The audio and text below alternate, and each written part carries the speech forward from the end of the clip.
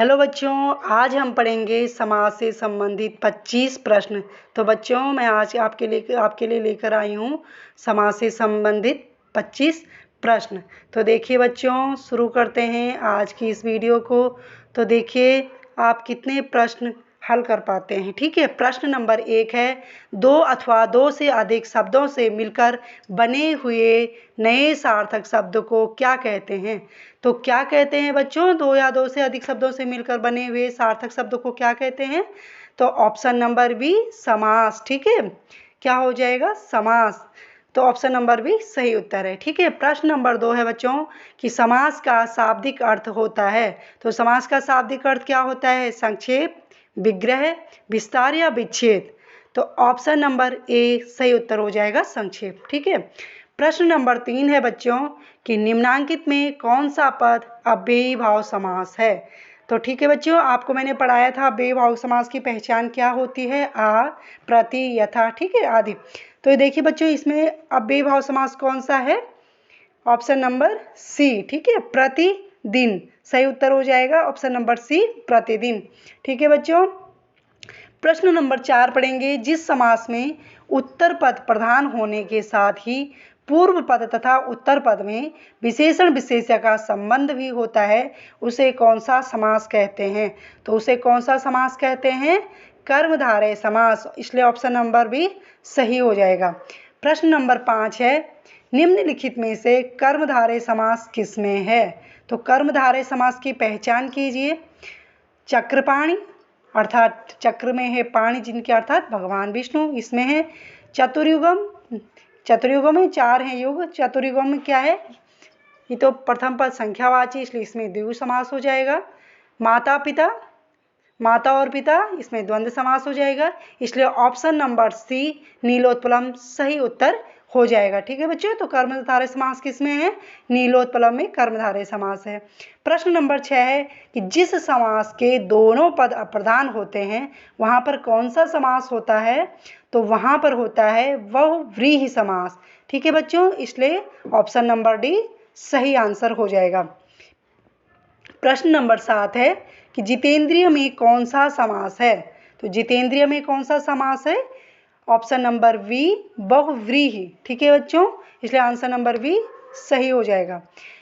प्रश्न नंबर 8 है, देवासुर में कौन सा समास है। ठीक है, तो बच्चों समास का विग्रह करने पर पता चलता है इसमें कौन सा समास है। जैसे देवासुर अर्थात देव और असुर, तो जहाँ और एवं का प्रयोग होता है, योजक चिन्ह का प्रयोग होता है विग्रह करने पर, वहाँ पर द्वंद्व समास होता है। ठीक है बच्चों, तो इसलिए क्या है, ऑप्शन नंबर डी इसका सही उत्तर हो जाएगा। देव और असुर का ऑप्शन नंबर डी, इसमें द्वंद्व समास है। ठीक, प्रश्न नंबर 9 है, देशांतर में कौन सा समास है, यानी देश में अंतर।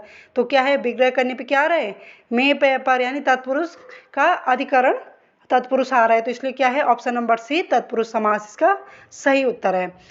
ठीक है, प्रश्न नंबर 10 है कि दीनानाथ में कौन सा समास है। दीनानाथ में कौन सा समास है बच्चों, दीनानाथ में कर्मधारय समास है। ठीक है, इसलिए ऑप्शन नंबर 1 सही उत्तर हो जाएगा। प्रश्न नंबर 11 है, मुख दर्शन में कौन सा समास है, यानी मुख के दर्शन। इसलिए इसका आंसर क्या हो जाएगा बच्चों, कौन सा हो जाएगा, ऑप्शन नंबर बी। ठीक है, तत्पुरुष समास, मुख के दर्शन। ठीक है, तो ठीक है बच्चों, प्रश्न नंबर 12 है, कौन सा शब्द बहुव्रीहि समास का सही उदाहरण है। तो बताइए, बहुव्रीहि समास का सही उदाहरण कौन सा है, कौन सा है, option number C, option number C यानी पंचानन। पंचानन सही उत्तर हो जाएगा। प्रश्न नंबर 13 है, निशाचर में कौन सा समास है। ठीक है, निशाचर में कौन सा समास है। तो निशाचर अर्थात निशा में विचरण करने वाला अर्थात राक्षस। ठीक है, तो यहाँ पर क्या हो जाएगा बच्चों, बहुव्रीहि समास, ऑप्शन नंबर डी इसका सही उत्तर हो जाएगा। ठीक, प्रश्न नंबर 14 है, चौराहा में कौन सा समास है। तो चौराहा यानी जहाँ पहला पद संख्यावाची होता है वहाँ कौन सा समास होता है, द्विगु। इसलिए चौराहा में कौन सा समास है, द्विगु समास। ठीक है, ऑप्शन नंबर डी इसका सही उत्तर हो जाएगा। प्रश्न नंबर 15 है बच्चों, 10 मुख, यानी 10 मुख में कौन सा समास है बच्चों, बताइए। 10 मुख में भी क्या है, 10 मुख किसके हैं, रावण के, यानी ठीक है। तो दसमुख में कौन सा समास है? बहुव्रीहि। ऑप्शन नंबर बी इसका सही उत्तर हो जाएगा। प्रश्न नंबर 16 है, सुपुरुष में कौन सा समास है? सुपुरुष में कौन सा समास है? अच्छा है जो पुरुष, ठीक है। तो कौन कौन सा है उसमें? कर्मधारय। ऑप्शन नंबर सी सही आंसर हो जाएगा, ठीक है बच्चों। प्रश्न नंबर 17 है कि विशेषण और विशेष्य के योग से कौन सा समास बनता है? तो विशेषण और विशेष्य के योग से कौन सा समास बनता है बच्चों? कर्मधारय समास बनता है बच्चों। आपको मैंने बताया था कि जहाँ किसी क्या किया जाता है, उपमान और उपमेय होते हैं, जहाँ क्या किया जाता है, समानता दिखाई जाती है, वहाँ क्या होता है? कर्मधारय समास होता है। प्रश्न नंबर 18 है, निम्नलिखित में से एक शब्द में द्विगु समास है, उस शब्द का चयन कीजिए।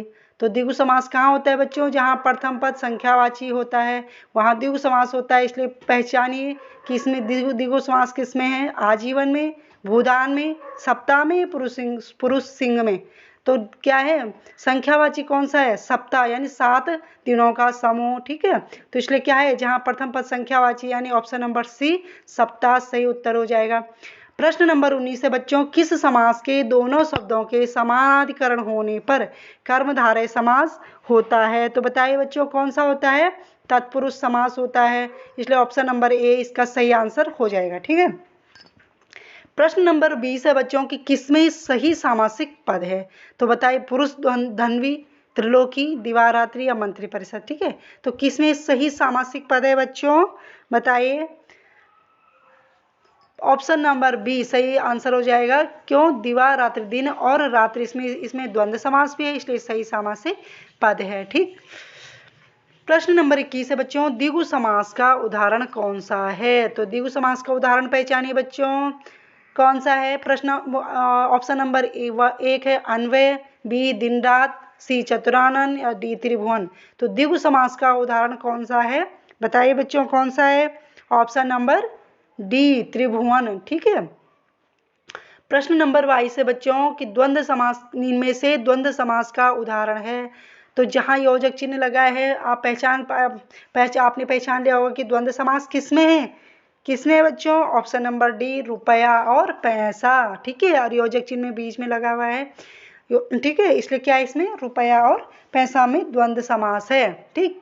प्रश्न नंबर 23 है बच्चों कि अव्ययी भाव समास का एक उदाहरण यथाशक्ति का समास विग्रह क्या होगा? तो बताइए बच्चों, बहुत ही सरल सा प्रश्न है कि यथाशक्ति का समास विग्रह किस प्रकार से करेंगे? जैसी शक्ति, ऑप्शन नंबर बी जितनी शक्ति, सी है शक्ति के अनुसार या यथा जो शक्ति। तो सही आंसर है बच्चों शक्ति के अनुसार, ऑप्शन नंबर सी सही उत्तर हो जाएगा, ठीक है। प्रश्न नंबर 24 है बच्चों, पाप पुण्य में कौन सा समास है? तो आप पहचान पाए होंगे बच्चों कि पाप और पुण्य विग्रह करने पर क्या हो रहा है? पाप और पुण्य, इसलिए इसमें क्या है? द्वंद्व समास है। ऑप्शन नंबर बी सही उत्तर हो जाएगा। प्रश्न नंबर 25 है बच्चों और आखिरी प्रश्न है कि लंबोदर में कौन सा समास है? तो बताइए बच्चों, लंबा है उदर जिनका अर्थात श्री गणेश, इसलिए इसमें कौन सा समास हो जाएगा? बहुव्रीहि। ऑप्शन नंबर डी इसका सही उत्तर हो जाएगा, ठीक है बच्चों। तो ठीक है बच्चों, मिलते हैं अगले वीडियो में।